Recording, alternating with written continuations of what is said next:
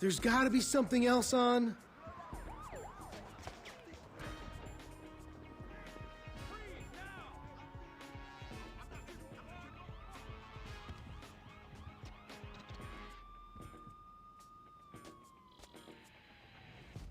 Welcome to Los Santos. Next person to spot some product placement doesn't have to go get pizza. Dead starlets in Vinewood, to the gangbangers in Davis and Strawberry, and terracels in Chumash, to the drunken tourists in Del Perro Pier. It's time to take a look inside this cesspit of destroyed dreams, drug-addled degenerates and deluded desperados that make up this great city of lights. This is why I don't watch TV stoned. FIB agent Stephen Haynes. The FIB, the police department, and the sheriff's office are fighting a war out here every day in a city where dreams too often become wet with tears. The Los Santos docks. This is where it all begins. Second largest port in the world. This is like Great orifice of so American linear, capital. Tracy. Stuff coming in, garbage going out, and hidden in over 2 million containers a day. God only knows where. The cartels pay off some low-level schlub, and suddenly you've got military-grade weapons, badly cut crystal meth, and grade A yayo from Mexico flooding our streets. And once it hits the hood, it's anarchy. With a side of murder, hold the fries. Or maybe the Chinese are slipping some of our high-security weapons systems in with the recycling. And we're giving up our national security for nothing? Who knows? Who cares? As long as the financial party continues, we'll just keep picking up the pieces. A word to the wise, kids. Never use PCP. It makes you want to punch cops or run around naked, and not necessarily always in that order. Most of the time, this illicit cargo makes it straight to the gangs. But sometimes an ordinary Joe lets go and loses his shit after a pipe or two of pleasure dust.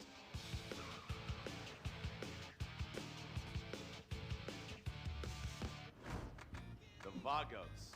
Bloodthirsty Chicanos with a predilection for pain, papaya juice, and spicy plantains. They're one of the largest Mexican street gangs in the city, with rumored connections to several major mafias.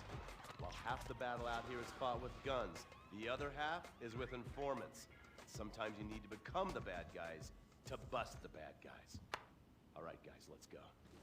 When the Ballas and the families aren't shooting each other, they're selling the dope that the junkies are shooting into their veins. The families love sports almost as much as they love banging. Flashy, arrogant, competitive, and aggressive, they are lifelong bitter enemies of the Ballas.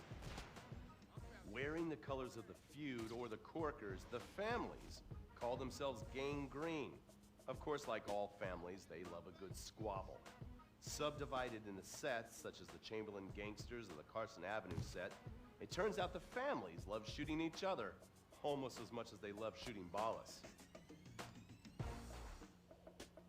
Now, the LSPD have had many run-ins with various family sets over the years. With the Ballas, the FIB take a more community outreach approach. Hey guys, stay out of trouble now. Suck my Steve Haynes. Now, the Ballas fly the colors of the Los Santos Panic, or the Boars, purple, because they are the bruise on the face of this city. While some thugs obviously prefer 4 wheels, other desperados prefer 2. Leather, exhaust, and drugs. No, this isn't an exotic S&M party. These are one of the nation's toughest outlaw motorcycle gangs, the Lost. Rumors are they get a new tattoo for every person they stab. And it's definitely okay for your motorcycle mama to show her breasts to your friends. The FIB has been tracking the Lost for years. We've jumped from coast to coast and have spent more time in the Midwest than a tornado spotter. When they're not running meth, they're smoking it. Or so I hear, a dangerous new drug on the streets called toilet cleaner. And believe me, your toilet will be cleaned after you've smoked some of it. Of course, Vinewood being Vinewood, it's not all about leathery dudes trying to show off on their motorbikes or roided-up gangbangers stuck in some 90s time warp. This is the town that made mass murder into nostalgia. Of course, to become truly popular, Your murder has to be both unsolved and gruesome. In a town full of alien spotters, adults dressed as zombies, and entertainers dressed as cartoon characters, it takes something particularly awful to really catch people's attention. The famous, unsolved murder of a Vinewood starlet is one such case. For years, horny nerds have wondered what happened to Leonora Johnson, and if they would have plucked up the courage to speak to her or kill her themselves. It's inspired filmmakers, writers, and copycat killers. Conspiracy theorists have blamed various celebrities, the mayor, the Soviets, short skirts, women's liberation, and hidden aliens embedded amongst us for the murder. But not all crime is premeditated. Maybe drinking's your thing. Look at this drunken buffoon, proving that there doesn't always need to be criminal intent to cause serious criminal damage. Or maybe you're just an overprivileged poppycock, living on daddy's pension and protesting about the unfairness of capitalism. Maybe stock market manipulation is your bag, or loan sharking, double identity theft, assassination, or even worse, swinging. On our next episode, I, Stephen Haynes, will show you the flashier side of crime in Los Santos. Illegal street racing, cocaine, and vice. Yes, speed, snort, and sex. The alliterative threesome that helped hook America on the underbelly of paradise.